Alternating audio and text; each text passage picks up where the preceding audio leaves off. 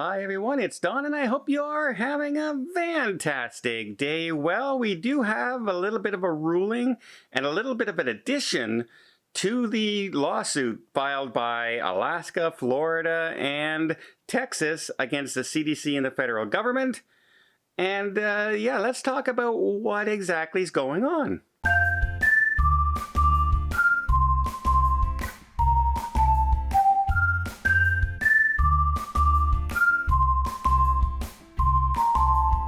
First off, again, I want to thank everybody absolutely for all the kind wishes and the prayers and the thoughts and just the overall good vibe and everything on the, for the last week or so, 2 weeks, waiting on my doctor's results. They saw something on my tests and my CT scan, and it turned out that it's nothing to worry about and it's benign and things are still looking A-okay. So I just had to say one more time, thank you everybody. As you can see, big weight off the shoulder, feeling much better today, and can't wait to now get all that out of my head and just concentrate on cruising one more time. So speaking of cruising, yesterday evening in a quick short I did let you know that the judge has sent the two sides to mediation.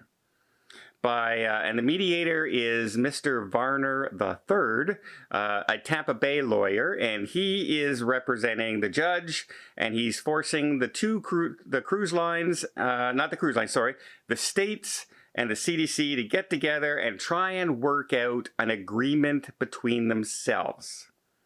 So that'll be interesting because it's Florida and Texas have different rules in their minds for restarting cruise ships, no asking for vaccines and things like that, while Alaska hasn't really said anything too much about that yet. So there might be a little bit of a conflict between the states themselves in that negotiation as well. Will they be really strict hard? What will they be asking? We don't know. All we know is that they have to get together by June 1st of this year and get together for mediation. That mediation can go on this entire time, or it can show up for like an hour and a half and the two sides become so far apart that the lawyer decides that they are unworkable decisions. Another thing that was thrown in the mix, one of the big arguments that is being thrown out, one of the sides of the state, is how much money the state has lost by the cruise lines being shut down. So they've lost taxes, they've had to give out unemployment insurance to those people laid off, they're losing tax revenue from businesses that aren't making money, etc., etc. And a lot of lawyers out there were pointing out that, yes, you lost some money, but it took you a year to say that you're losing money. You didn't start suing right away. You waited a year for this. So are you really that desperate for the money? Will you not be able to make it up in some way? It's a hard point to make when you're a state. Like the cruise lines themselves, had the cruise lines been the ones suing, but they're staying out of this lawsuit. They don't want to get into the mix and ruffle any feathers of government officials and anybody like that. They don't want anybody to possibly start being vindictive. Right? They don't want that at all. So the cruise lines have stayed out of this argument completely. Had they been the ones suing, they could have definitely said, hey, look, we're losing $300-400 million a month since this has been shut down. They would have been able to make that point. The state is much harder. But the judge has allowed for ASTRA, the American Society of Travel Agents, and they are allowed to file a suit as part of, friends of the court. They're allowed to make a file and state that, yes, they also have been affected in this lawsuit and they have a financial stake in this matter.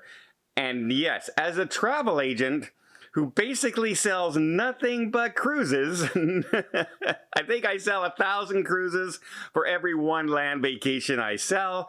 And sometimes that land vacation is to myself. So, yeah, absolutely nowhere near. Did we lose any money in 2019? Well, let me see. Absolutely. In fact, we've lost well over a year's salary. And if you're a travel agent, remember, an agent doesn't get paid until the actual cruise sails. So if you think that we've been shut down since March, and say you're buying a cruise for January of next year, that means it's close to 19, 20 months for that travel agent to have gotten paid in that amount of time, is the way it works. And so, yeah, the Travel Association of America absolutely can say that they have been financially hit by this, and they will not be able to be pointed out from the federal or the CDC, because they cover the entire United States. It's not just cruise lines. They're not a business, right? They're travel agents. They're everyday workers. They're not agencies. They're individual travel agents trying to survive and make a living. And they have been absolutely affected by the travel and the cruise line shutdowns. So they do have a stake in making that argument against the state and the CDC, which is a very interesting move by the judge. You might actually start to see that the judge might be having a little tendency here to say, hey guys, there should be something much simpler than what's going on. There should be something easier than what we're seeing between everybody. Because the judge, even when they got together and they were listening to both sides of the argument, and said, why is there still, to the CDC and the federal government, why is there still no clear date on reopening? Why is it only, well, we're hoping by midsummer. We're hoping sometime this summer. We're hoping that fall cruises.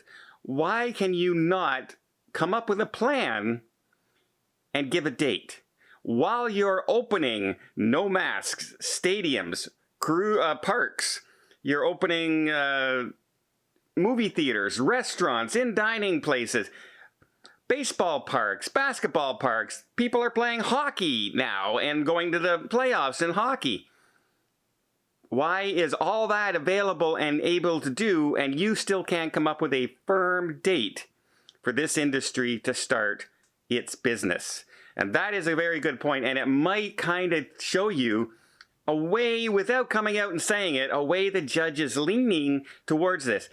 Does he have the legal authority to do it? Yes.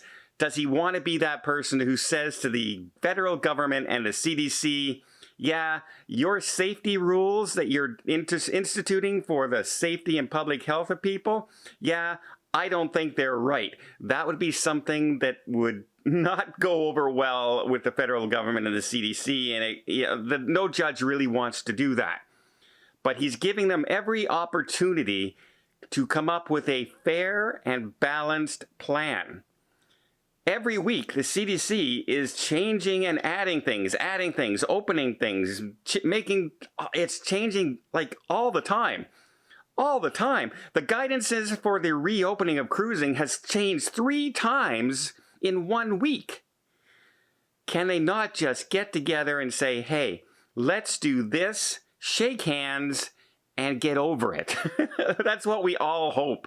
We don't care about politics. We don't care which side wins. We don't need to declare a winner. The winner would be when the cruise ships are able to sail in North America and people are allowed to get on the cruise ships again and people can get back to work and businesses can reopen. That's the winner. And in that case, I honestly feel everybody's a winner when that happens. Well, let me know. What do you think the judge's leanings are, and is it a good thing that the travel agents are able to put in their thing now? Because they can definitely make a point of they've lost money with the cruise line shut down. As somebody who personally has experienced this, I can absolutely attest that we've lost money. Why am I laughing? Well, I hope you appreciate this video. If you did, please give it a thumbs up. I'll see more tips, more tricks, more travel vlogs from around the world. Hit that subscribe button. Till next time, have yourself a safe and a great vacation.